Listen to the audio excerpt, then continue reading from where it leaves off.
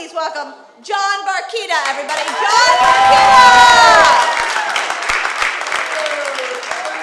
All right, please, come on. You don't even know who I am. Okay, thanks. All right, what's going on? It's been a tough year, huh? Tough year out there. Just went through a breakup myself. Yeah, just going through a breakup. She wasn't too keen on my idea for a series of late night videos I had planned for her. I was gonna call it Girls Gone Irrational, and it was just me following her around with a video camera yelling at me. And she didn't like that one, so that kind of ended the relationship there. But yeah, it's tough, man. You break up with somebody, you get a lot of advice from people. They come out of the woodwork too, relatives, friends. Everyone's like, yo, you know what you gotta do, man? If you love somebody, you know what you do? You set them free, bro. You set them free. Like the song, you set them free. Yeah, yeah. And I noticed, I'm like, yeah, it's a good idea. It's a good idea. And everyone I keep setting free ends up fucking other people, kind of. And marrying them and like having kids. And I'm just like, wow, I guess she wasn't mine to begin with, or else she wouldn't be banging that other dude right now. I don't know. Yeah, I say if you love someone, stalk their ass. Really, just stalk them. Just wait outside their apartment, send them weird shit. That's always fun.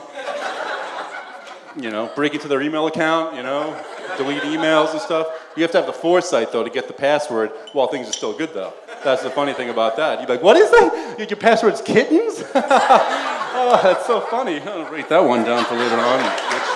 All right. No, I'll get you. I'll tell you, the last person you should listen to is Sting, man. If you love somebody, set them free. Don't listen to Sting. Sting doesn't give a shit about you, all right? This guy's a rock star. He's worth like $500 million. He's having tantric sex for 14 hours. Of course women are coming back to him, you know? Imagine being the guy dating Sting's girlfriend after Sting. That's got to be rough. She'd be like, so, you have two names? Oh, wow. And you're an accountant? Oh. No, my last boyfriend was Sting. Yeah. You don't have to be a knight, do you?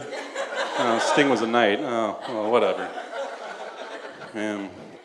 Yeah, it's scary, man. It's scary being single out there, man. I'm over 30 now. I kind of feel like the old man Brooks from Shawshank Redemption. You ever see that movie? The guy they let out of prison. You know, he gets out of prison, he's like 80, and he's like scared and everything, and you know, he's got all this freedom, but all he can think about is carving his name in the ceiling and hanging himself. Because all of his friends are married or have kids or they're getting engaged, and oh my God, all my friends are getting engaged. It's like the fucking swine flu. Everyone's like, you hear what happened?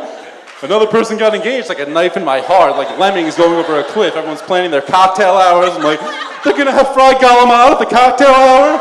Oh, great, I'll be there. Jesus Christ. And the whole thing is everyone like talks about how you did it. Oh, you hear how he got engaged? Did you hear how he got engaged? He went to Jared. He went to Jared. And then they had a horseback ride. Oh my God, it was so romantic. I tell you, when I get engaged, people are gonna hear about it, man. I got it all planned out already, I really do. I'm gonna get a reservation, like a great restaurant, like Tavern on the Green or something, and then I'm gonna hire a homeless guy to swallow the ring. Now stay with me here, all right? I'm inside the restaurant. I'm gonna take out like a flash grenade or like a blockbuster or something, throw it in the corner, explosion. Everyone thinks it's a terrorist attack inside the restaurant, so everyone's running around, going crazy and shit. Then I have the homeless guy, on cue, come over, throw up all over the table. And then I take out the ring, I get on my knees, I'm like, vomit all over my hand, will you marry me? Like that, and she says yes, and then the maitre d' will come over and just spray champagne all over her tits and everything, and everyone will go crazy. And everyone will realize that it's not a terrorist attack, it's just an elaborate proposal. We're gonna have violins after that, and then, I don't know. I'm a romantic though, folks, I'm a romantic, that's what it is. Thank you. Yeah. A good thing about this breakup, though, is I don't have to go see this next Twilight movie that just came out, which is nice. I think that's a positive thing right there. Don't get me wrong, I like vampires, but I don't really need my vampires to have abs. I don't know, it's just me. Like, I don't want my vampires to look like an Abercrombie catalog. I don't get it. It doesn't work for me. I like my vampires to have capes and be named Dracula and be from Transylvania. Spooky accents are a plus, stuff like that, you know? That's what I'm thinking about, man.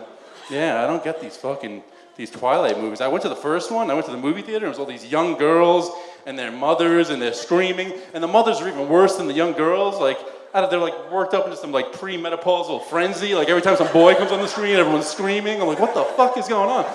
And I can't understand what the connection is. All these women love vampires. And then it occurred to me that maybe they can identify with a being that just sucks the life out of you and your money and your blood, and they make you gain weight and you stop buying clothes. Like, I don't know if vampires do that, but women definitely do. And then they live a lot longer than you, and they're just always there in your face, and they're stopping you from playing poker and stuff. Like, where are you going? Playing poker? No. We are watching The Bachelorette tonight. Yes. Oh, man. I'm actually thinking about starting like a whole new epic drama, and it's going to be based on Frankenstein. It's going to be like a sexy Frankenstein, you know? He's going to play like a 15-year-old British boy. He's going to play Frankenstein and be like, abs, good, fire bad, abs, good. And that's going to be my thing. It's going to make $1 million, believe me. Watch, seriously, look for it. Yeah, I don't know. So I'm out there, man, I'm doing some internet dating now. It's pathetic, I know it's pathetic. Yeah. It's about as creepy as meeting a girl in the bathroom at a gas station, pretty much. But hey, it works, right? Whatever works. You gotta do what you gotta do, right, man?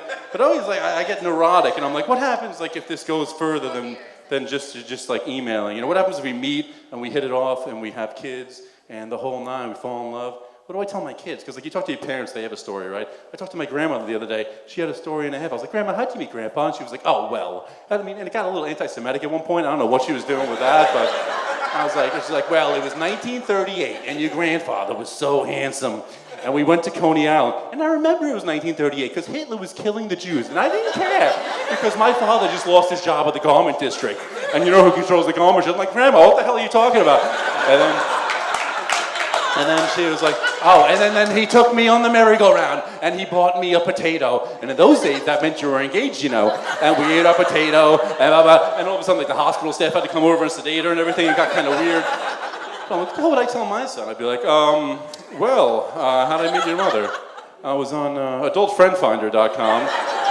And, yeah, I was just really at rock bottom, just emailing girls with my pants off.